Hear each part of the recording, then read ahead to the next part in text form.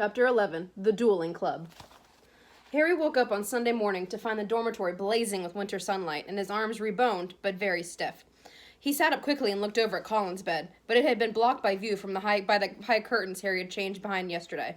Seeing that he was awake, Madame Pomfrey came bustling over with a breakfast tray and then began bending and stretching his arm and fingers. "All in order," she said, as he clumsily fed himself porridge. "When you've finished eating, you may leave." Harry dressed as quickly as he could and hurried off to the Gryffindor Tower, desperate to tell Ron and Hermione about Colin and Dobby. But they weren't there.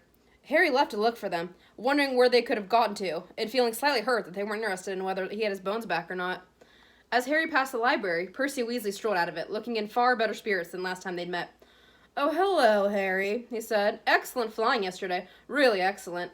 Gryffindor had just taken the lead for the House Cup. You earned 50 points. You hadn't seen Harry or Hermione, haven't you?" "No, I haven't," said Percy. "I hope Ron's not another girl's toilet." Harry forced a laugh, watched Percy walk out of sight, and then headed straight for Moaning Myrtle's bathroom. He couldn't see why Ron and Hermione would be in there again, but after making sure that neither Filch or no prefects were around, he opened the door and heard their voices coming from a locked stall. "It's me," he said. There was a clunk, a splash, and a gasp from within the stall, and he saw Hermione's eyes peering through the keyhole. "Harry!" she said. "You gave us such a fright. Come in. How's your arm?" "Fine," said Harry. An old cauldron was perched on the toilet, and a crackling from under the rim told Harry they had lit a fire beneath it. Conjuring up portable, waterproof fires was a specialty of Hermione's. "We'd come to meet you, but we decided to get started on the Polyjuice potion," Ron explained to Harry. "We've decided this is the safest place to hide it." Harry started to tell them about Colin, but Hermione interrupted. "We already know. We heard Professor McGonagall telling Professor Flitwick this morning. That's why we decided we better get going." "The sooner we get a confession out of Malfoy, the better," snarled Ron. "Do you know what I think? He was in such a foul temper after the Quidditch match, he took it out on Colin." "There's something else," said Harry. "Dobby came to visit me in the middle of the night again." Ron and Hermione looked up, amazed. Harry told them everything Dobby had told him, or hadn't told him. Hermione and Ron listened with their mouth open. "The Chamber of Secrets has been opened before?" said Hermione. "That settles it," said Ron. "Lucius Malfoy must have opened the chamber when he was at school here, and now he's told dear old Draco how to do it. It's obvious. Wish Dobby had told you what kind of monster's in there, though. I want to know how come nobody's noticed it sneaking around the school." "Maybe it can make itself invisible," said Hermione. "Or maybe it can disguise itself, pretend to be a suit of armor or something. I've read about chameleon ghouls." "You read too much, Hermione," said Ron. He crumpled up the empty lacewig bag and looked at Harry. "So Dobby stopped us from getting on the train and broke your arm." He shook his head. "You know what, Harry? If he doesn't stop trying to save your life, he's going to kill you." The news that Colin Creevey had been attacked and was now lying as though dead in the hospital wing had spread through the entire school by Monday morning. The air was suddenly thick with rumor and suspicion. The first years were now moving around the castle in tight-knit groups, as though scared they'd be attacked if they ventured forth alone. Ginny Weasley, who sat next to Colin Creevey in Charms, was distraught, but Harry felt that Fred and George were going the wrong way about cheering her up. They were taking turns covering themselves with fur or boils and jumping out at her from behind statues. They only stopped when Percy, apoplectic with rage, told them he was going to write Mrs. Weasley and tell her Ginny was having nightmares. Meanwhile, hidden from the teachers, a roaring trade in talisman, amulets, and other protective devices was sweeping the school. Neville Longbottom bought a large, evil-smelling green onion, a pointed purple crystal, and a rotting newt tail before the other Gryffindor boys pointed out that he was in no danger. He was a pureblood, and therefore unlikely to be attacked. "They went for Filch first," Neville said, "and everyone knows I'm almost a squib." In the second week of December, Professor McGonagall came around as usual, collecting names of those who would be staying at school for Christmas. Harry, Ron, and Hermione signed her list. They had heard that Malfoy was staying, which struck them as very suspicious. The holidays would be the perfect time to use the Polyjuice potion and try to worm a confession out of him. Unfortunately, the potion was only half finished.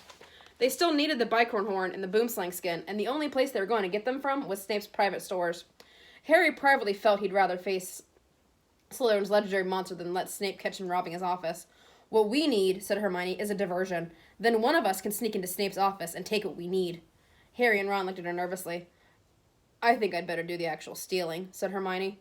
"You two will be expelled if you get into any more trouble, and I've got a clean record. So all you need to do is cause enough mayhem to keep Snape busy for 5 minutes or so." Harry smiled. Deliberately causing mayhem in Snape's potions class was about as safe as poking a sleeping dragon, and the potions lessons took place in one of the large dungeons. Thursday afternoon's lessons proceeded in the usual way. 20 cauldrons stood steaming between the wooden desks, on which stood brass scales and jars of ingredients. Snape prowled through their fumes, making waspish remarks about the Gryffindor's work, while the Slytherin snickered appreciatively. Draco Malfoy, who was Snape's favorite student, kept flickering pufferfish eyes at Ron and Harry, who knew that if they retaliated, they would get detention faster than you could say unfair. Harry's swelling solution was far too runny, but he had his mind on more important things. He was waiting for Hermione's signal, and he hardly listened as Snape paused to sneer at his watery potion. When Snape turned and walked off to bully Neville, Hermione caught Harry's eyes and nodded. Harry ducked swiftly down behind the cauldron, pulled one of Fred's filibuster fireworks out of his pocket, and gave it a quick prod with his wand. The firework began to fizz and sputter. Knowing he only had seconds, Harry straightened up, took aim, and lobbed it in the air, landing it right on target in Goyle's cauldron. Goyle's potion exploded, showering the whole class. People shrieked as splashes of the swelling solution hit them. Malfoy got a faceful, and his nose began to swell like a balloon. Goyle blundered about, his hands over his eyes, which had expanded to the size of a dinner plate. Snape was trying to restore calm and find out what had happened. Through the confusion, Harry saw Hermione slip quietly into Snape's office. "Silence! Silence!" Snape roared. "Anyone who has splashed, come here for a deflating draft when I find out who did this." Harry tried not to laugh as he watched Malfoy hurry forward, his head drooping with the weight of a nose like a small melon. As half the class lumbered up to Snape's desk, some weighted down with arms like clubs, others unable to talk through gigantic puffed-up lips. Harry saw Hermione slide back into the dungeon, the front of her robes bulging. When everyone had taken a swig of antidote, and the various swellings had subsided, Snape swept over to Goyle's cauldron and scooped out the twisted black remains of the firework. There was a sudden hush. "If I ever find out who threw this," Snape said, "I shall make sure that person is expelled." Harry arranged his face into what he hoped was a puzzled expression. Snape was looking right at him, and the bell rang 10 minutes later than could not have been more welcome. "He knew it was me," Harry told Ron. "I could tell." Hermione threw the new ingredients into the cauldron and began to stir feverishly. "It'll be ready in 2 weeks," she said. "Snape can't prove it was you," said Ron. "What can he do?"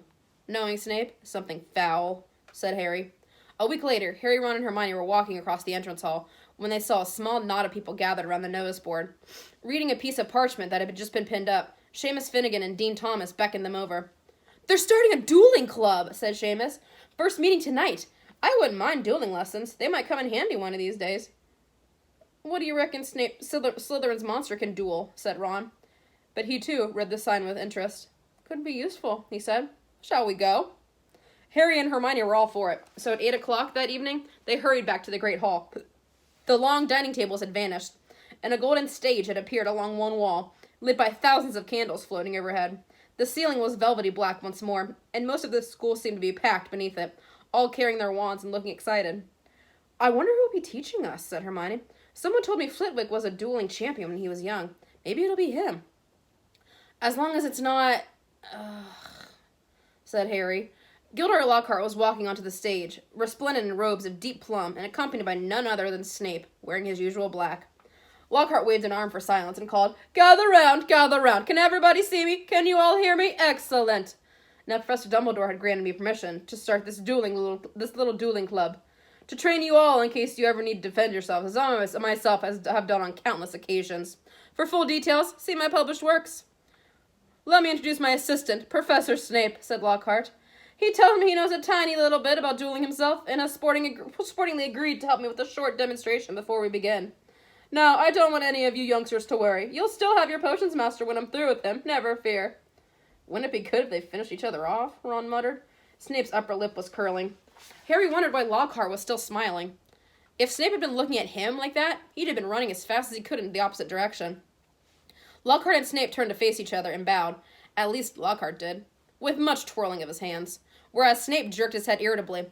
Then they raised their wands like swords in front of them. "As you see, we are holding our wands in the accepted combative position," Lockhart told the silent crowd. "On the count of 3, we will cast our first spells. Neither of us will be aiming to kill, of course." "I wouldn't bet on that," Harry murmured, watching Snape baring his teeth. 1, 2, 3! Both of them swung their wands above their heads and pointed them at the opponent. Snape cried, "Expelliarmus!" And there was a dazzling flash of scarlet light, and Lockhart was blasted off his feet. He flew backwards off the stage, smashed into the wall, and slid down it to sprawl on the floor. Malfoy and some of the other Slytherins cheered. Hermione was dancing on tiptoes. "Do you think he's all right?" She squealed through her fingers. "Who cares?" said Harry and Ron together. Lockhart was getting unsteadily to his feet. His hat had fallen off, and his wavy hair was standing on end. Well, there you have it, he said. That was a disarming charm. As you see, I've lost my wand. Ah, thank you, Miss Brown. Yes, an excellent idea to show them that, Professor Snape. But if you don't mind my saying so, it was very obvious what you were about to do. If I had wanted to stop you, it would have been only too easy. However, I thought it would be instructive to let them see. Snape was looking murderous. Possibly Lockhart had noticed, because he said, Oh, enough demonstrating. I'm going to come amongst you now and put you all in pairs. Professor Snape, if you'd like to help me. They moved through the crowd, matching up partners. Lockhart teamed Neville with Justin Finch-Fletchley, but Snape reached Harry and Ron first. Time to split up the dream team, I think, he sneered. Weasley, you can partner with Finnegan. Potter. Harry automatically moved towards Hermione. I don't think so, said Snape. Mr. Malfoy, come over here. Let's see what you can make of the famous Potter. And you, Miss Granger? You can partner with Miss Bulstrode. Malfoy strutted over, smirking. Behind him walked a Slytherin girl who reminded Harry of a picture he'd seen in Holidays with Hags. She was large and square, and her heavy jaw jugged aggressively. Hermione gave a weak smile that she did not return. Face your partners, called Lockhart, and bow. Harry and Malfoy barely inclined their heads, not taking their eyes off each other. Wands at the ready, shouted Lockhart. When I count to 3, cast your charms to disarm your opponent. Only to disarm them. We don't want any accidents. 1, 2, 3... Harry swung his wand high, but Malfoy had already started on 2. His spell hit Harry so hard, he felt as though he'd been hit over his head with a saucepan. He stumbled, but everything still seemed to be working, and wasting no more time, Harry pointed his wand straight at Malfoy and shouted, Rictum Sempra! A jet of silver light hit Malfoy in the stomach, and he doubled over, wheezing. I said disarm only! Lockhart shouted in alarm over the heads of the battling crowd, as Malfoy sank to his knees. Harry had hit him with a tickling charm, and he could barely move for laughing. Harry hung back, with a vague feeling it would be unsporting to bewitch Malfoy while he was on the floor. But this was a mistake. Gasping for breath, Malfoy pointed his wand at Harry's knees and chortled, Tarantulingra! And the next second, Harry's legs began to jerk around, out of his control, in a kind of quick step. Stop! Stop! Screamed Lockhart, but Snape took charge. Finite incantatem! He shouted. Harry's feet stopped dancing, Malfoy stopped laughing, and they were able to look up. A haze of greenish smoke was hovering over the scene. Both Neville and Justin were lying on the floor, panting. Ron was holding up an ashen-faced Seamus, apologizing for whatever his broken wand had done. But Hermione and Millicent and Bulstrode were still moving. Millicent had Hermione in a headlock, and Hermione was whimpering in pain. Both their wands lay forgotten on the floor. Harry leapt forward and pulled Millicent off. It was difficult. She was a lot bigger than he was. Dear, dear, said Lockhart. Up you go, Macmillan. Careful there, Miss Fawcett. Pinch it hard. It'll stop bleeding in a second. Boo... I think I'd better teach you how to block unfriendly spells, said Lockhart. He glanced at Snape, whose black eyes glistened, and looked quickly away. Let's have a volunteer pair. Longbottom and Finch-Fletchley, how about you? Bad idea, Professor Lockhart, said Snape. Longbottom causes devastation with the simplest spells. We'll be sending what's left of Finch-Fletchley up to the hospital wing in a matchbox. How about Malfoy and Potter? Said Snape with a twisted smile. Excellent idea, said Lockhart. Now, Harry, said Lockhart, when Draco points his wand at you, you do this. He raised his own wand, attempted a complicated sort of wingling action, and dropped it. Snape smirked at Lockhart quickly, picking up, saying, Oops, my wand is a little overexcited. Snape moved closer to Malfoy, bent down, and whispered something in his ear. Malfoy smirked too. Harry looked up nervously at Lockhart and said, Professor, could you show me that blocking thing again?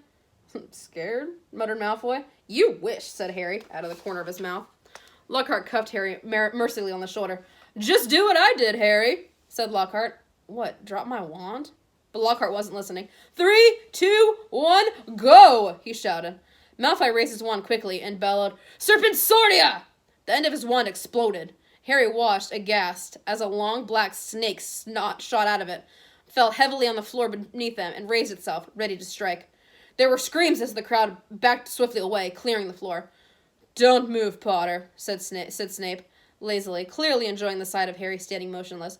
I'll get rid of it. Allow me, shouted Lockhart. He brandished his wand at the snake, and there was a loud bang. The snake, instead of vanishing, flew 10 feet in the air and fell back onto the floor with a loud smack.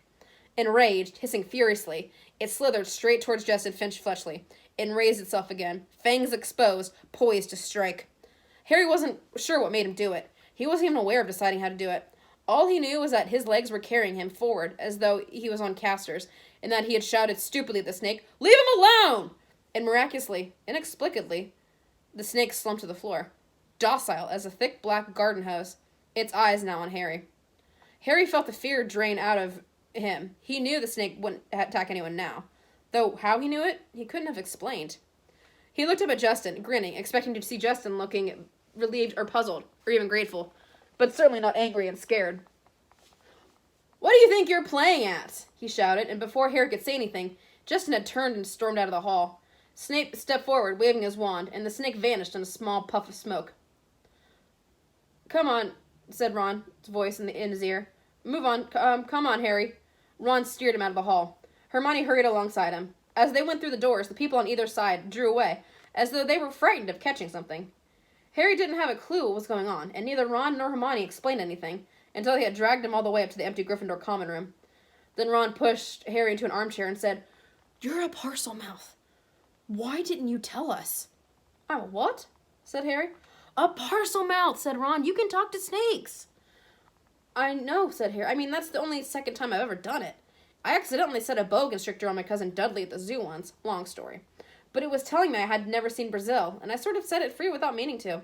That was before I knew it was a wizard." "A boa constrictor told you had never seen Brazil?" Ron repeated. "So," said Harry, "I bet loads of people here can do it." "Oh, no they can't," said Ron. "It's not a very common gift, Harry. This is bad." "What's bad?" said Harry. "What's wrong with everyone? Listen, if I hadn't told that snake not to attack Justin..." "Oh, that's what you said to it?" "What do you mean? You were there. You heard me." "I heard you speaking parcel tongue," said Ron. "Snake language. You could have never been saying anything." "No wonder Justin panicked. You sounded like you were egging the snake on or something. It was creepy, you know." Harry gaped at him. "I spoke a different language? But I didn't realize. How can I speak a language without knowing I can speak it?" Ron shook his head. Both he and Hermione were looking as though someone had died. Harry couldn't see what was so terrible. Do you want me to tell him what's wrong with stopping a massive snake biting off Justin's head?" "What does it matter how I did it, as long as Justin doesn't have to join the headless hunt?" "It matters," said Hermione, "because being able to talk to snakes was what Salazar Slytherin was famous for. That's why the symbol of Slytherin House is a serpent." Harry's mouth fell open. "Exactly," said Ron. "And now the whole school is going to think you're his great-great-great-great-great-grandson or something." "But I'm not," said Harry. "You'll find that hard to prove," said Hermione. "He lived about 1,000 years ago. For all we know, you could be." Harry lay awake for hours that night. Through a gap in the curtains around his four-poster bed, he watched snow starting to drift past the tower window and wondered, could he be a descendant of Salazar Slytherin? He didn't know anything about his father's family, after all. The Dursleys had always forbidden questions about his wizarding relatives. Quietly, Harry tried to say something in Parcel's tongue. The words wouldn't come. It seems he had to be face-to-face with the snake to do it. "But I'm in Gryffindor," Harry thought. "The Sorting Hat wouldn't have put me here if I had Slytherin blood." "Ah," said a nasty little voice in his brain. "But the Sorting Hat wanted to put you in Slytherin. Don't you remember?" Harry turned over. He'd seen Justin the next day in herbology, and he had explained that he'd been calling the snake off, not egging it on, which he thought any fool should have realized. By next morning, however, the snow that had begun in the night had turned into a blizzard so thick that the last herbology lesson of the term was canceled. Professor Sprout wanted to fit socks and scarves on the mandrakes, a tricky operation she would entrust to no one else. Now that it was so important for the mandrakes to grow quickly and revive Mrs. Norris and Colin Creevey. Harry fretted about this next to the fire in the Gryffindor common room, while Ron and Hermione used their time off to play a game of wizard chess. "For heaven's sake, Harry," said Hermione, exasperated, as one of Ron's bishops wrestled her knight off of his horse and dragged him off the board. "Go and find Justin if it's so important to you." So Harry got up and left through the portrait hole, wondering where Justin might be. The castle was darker than it usually was in daytime, because of the thick, swirly gray snow in every window. Shivering, Harry walked past classrooms where lessons were taking place, catching snatches of what was happening within. Professor McGonagall was shouting at someone who, by the sound of it, had turned his friend into a badger. Resisting the urge to take a look, Harry walked on by, thinking that Justin might be using his free time to catch up on some work, and decided to check the library first. A group of Hufflepuffs who should have been in herbology were indeed sitting at the back of the library, but they didn't seem to be working. Between the long lines of high bookshelves, Harry could see that their heads were close together, and they were having what looked like an absorbing conversation. He couldn't see whether Justin was among them. He was walking towards them when something of what they were saying met his ears, and he paused to listen, hiding in the invisibility section. "So anyway," his stout boy was saying, "I told Justin to hide up in our dormitory. I mean, I mean to say, if Potter's marked him down as his next victim, it's best if he keeps a low profile for a while. Of course, Justin's been waiting for something like this to happen ever since he let slip to Potter he was Muggle-born. Justin actually told him he'd be down for Eton. That's not the kind of thing you bandy about with Slytherin's heir on the loose, is it? You definitely think it is Potter then, Ernie, said a girl with blonde pigtails. Hannah, said the stout boy solemnly. He's a Parseltongue. Everyone knows it's the mark of a dark wizard. Have you ever heard of a decent one who could talk to snakes? They call Slytherin himself Serpent Tongue. There was some heavy murmuring at this. Ernie went on. Remember what was written on the wall? Enemies of the air, beware. Potter had some sort of run-in with Filch. Next thing we know, Filch's cat's attacked. That first year, Creevy was annoying Potter at the Quidditch match, taking pictures of him while he was lying in the mud. Next thing we know, Creevy's been attacked. He always seems so nice, though, said Hannah. And, well, he's the one who made you-know-who disappear. He can't all be bad, can he? Ernie lowered his voice mysteriously. The Hufflepuffs bent closer, and Harry edged nearer so that he could catch Ernie's words. No one knows how he survived that attack by you-know-who. I mean to say, he was only a baby when it happened. He should have been blasted into smithereens. Only a really powerful dark wizard, could have survived a curse like that. He dropped his voice until it was barely more than a whisper, and said, That's probably why you-know-who wanted to kill him in the first place. Didn't want another Dark Lord competing with him. I wonder what other powers Potter's been hiding. Harry couldn't take it anymore. Clearing his throat loudly, he stepped out from behind the bookshelves. If he hadn't been feeling so angry, he would have found the sight that greeted him funny. Every one of the Hufflepuffs looked as though they had been petrified by the sight of him, and the color was draining out of Ernie's face. Hello, said Harry. I'm looking for Justin Finch Fletchley. The Hufflepuff's worst fear had clearly been confirmed. They all looked fearfully at Ernie. What do you want with him? Said Ernie in a quavering voice. I wanted to tell him what really happened with that snake at the dueling club, said Harry. Ernie bit his lip and then, taking a deep breath, said, We were all there. We saw what happened. Then you noticed that after I spoke to it, the snake backed off, said Harry. All I saw, said Ernie, was you speaking Parseltongue and chasing the snake towards Justin. I didn't chase it at him, Harry said. It didn't even touch him. It was a very near miss, said Ernie. And in case you're getting ideas, he added, I might tell you that you can trace my family back through 9 generations of witches and warlocks, and my blood's as pure as anyone's, so I don't care what sort of blood you've got, said Harry. Why would I want to attack Muggle-borns? I've heard you hate those Muggles you live with, said Ernie. It's not possible to live with the Dursleys and not hate them, said Harry. I'd like to see you try it. He turned on his heels and stormed out of the library, earning himself a reproving glare from Madame Pince, who was polishing the gilded cover of a large spellbook. Harry blundered up the corridor, barely noticing where he was going. He was in such a fury. The result was that he walked into something very large and solid, which knocked him backwards onto the floor. Oh, hello, Hagrid, Harry said, looking up. Hagrid's face was entirely hidden by a woolly, snow-covered baklava. But it couldn't possibly be anyone else, as he filled most of the corridor in his moleskin overcoat. A dead rooster was hanging from one of his massive gloved hands. All right, Harry. Why aren't you in class? Cancelled, said Harry. What are you doing in here? Hagrid held up a limp rooster. Second one killed this term, he explained.